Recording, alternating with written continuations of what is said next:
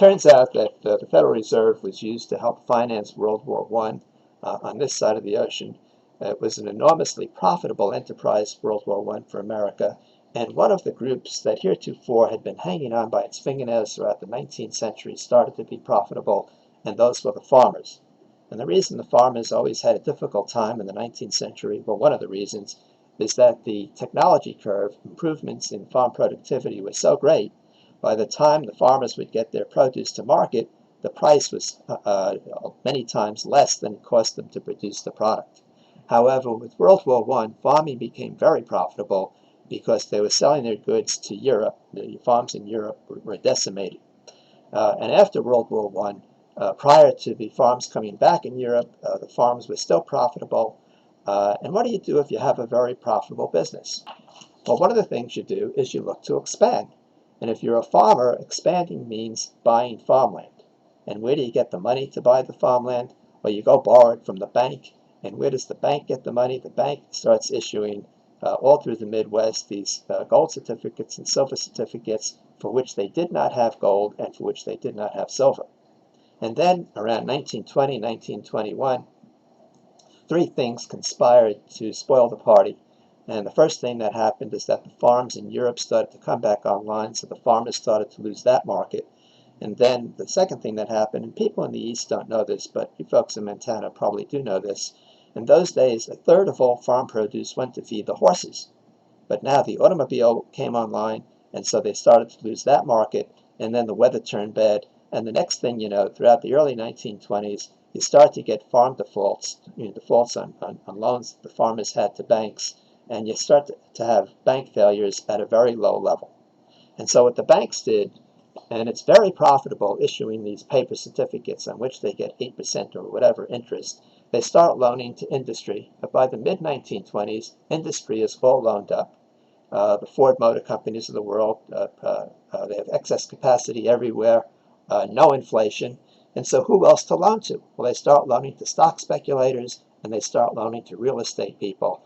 And in 1929, in October, you had this break in the stock market, and now you start to have many more defaults in the East among big banks on real estate loans and on stock loans. And go to the next slide, please. And then on March 4th, 1933, when Roosevelt came elected, something like 50% of the banks had failed, another 40% had closed. And here Roosevelt, the first thing he did on March 5th, after he was inaugurated on March 4th, on March 5th, he freezes all transactions in gold, and he closes the banks. And go to the next slide, please. And really what happened here is that we had the consequences of all this fraudulent behavior by banks in issuing receipts for gold for which they did not have gold. So here Roosevelt seizes all the citizens' gold, makes it a felony for Americans to own gold, and the banks are relieved of their promises to pay gold. Because what had happened is, as these banks were starting to close, people were going to the banks to get their money, and just in case they wanted their gold, but there wasn't enough gold. Nobody else got a pass. In their speeches in the Congress, where a congressman complained that the farmers, what they have to pay their mortgages, the mothers have to pay for milk, just the banks didn't have to pay. And now I want to get to what I think is really one of the high points of this presentation, which really illustrates the rank dishonesty, and you have to ask yourself how they got away with this. Now, I'm giving this example. We're up to slide number 40 with silver, but the same thing applies to gold. And here you have an example of a United States note, and you see at the bottom it says, "We'll pay to the bearer on demand $1." Now, this note is not $1. It is a promise to pay $1. And when they say pay $1, what are they talking about? Go to the next slide, please. This is slide 41. They're talking about the silver dollar. I mean, when Hamilton wrote the Coinage Act, they wanted to get away from the Spanish mints. They wanted their own mints. And then they break the promise to pay the dollar. Go to the next slide, please. And now the broken promise to pay the dollar became $1. I mean, how stupid can stupid be? And so the line that I like, if you take a sign that says a cat and you hang the sign on a dog, does the dog become a cat? And the answer is no. And if the Congress passes a law that says from now on we're going to call dogs cats, do the dogs become cats? And the answer is no. So going back to Aristotle, things are what they are. So now the dishonored promissory note, the broken promise to pay the money, became the money. And another way to understand this, go to the next slide, please. It's as if you go to a restaurant and you check your coat, and then somebody steals your coat, and you bring back the claim check, and you ask for your coat, and they tell you that the claim check is a coat. And you say, no, it's not a coat, and they say, well, it's legal tender for a coat. This is how they really trick people. It's really, the whole thing is just totally dishonest. This is how they trick people into going to paper money. And go to the next slide, please. And so what's the difference between our paper money and the monopoly money that you have in the poker game?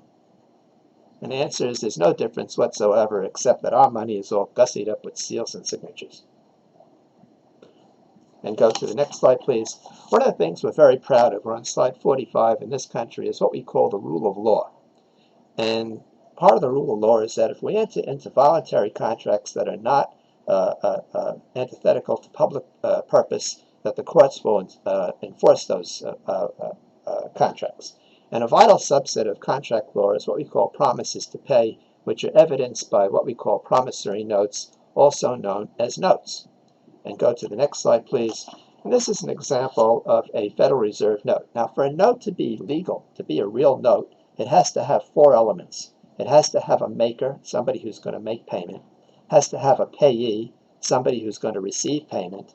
It has to have a due date certain and an amount of the note.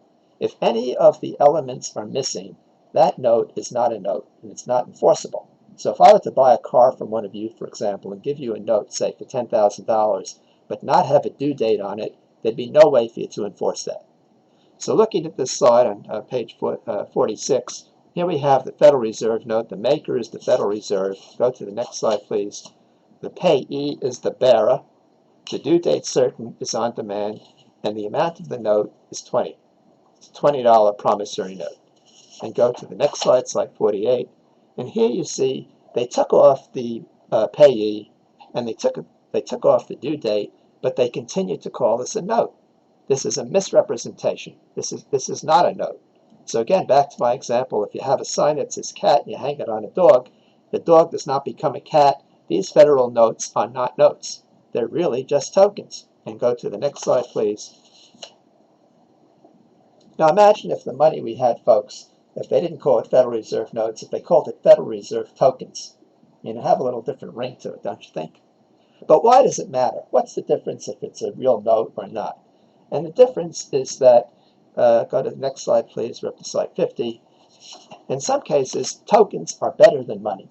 And this is an example of a token. It's a MetroCard. We use it here in Manhattan. You can get 100 rides on mass transit on it. It's better than money. It's better in the sense that it's more convenient. You don't have to fumble around with coins. However, who would take tokens for future payment? Who would allow their pension or their promises of future payment to be denominated in tokens? Okay, and go to the next slide, please.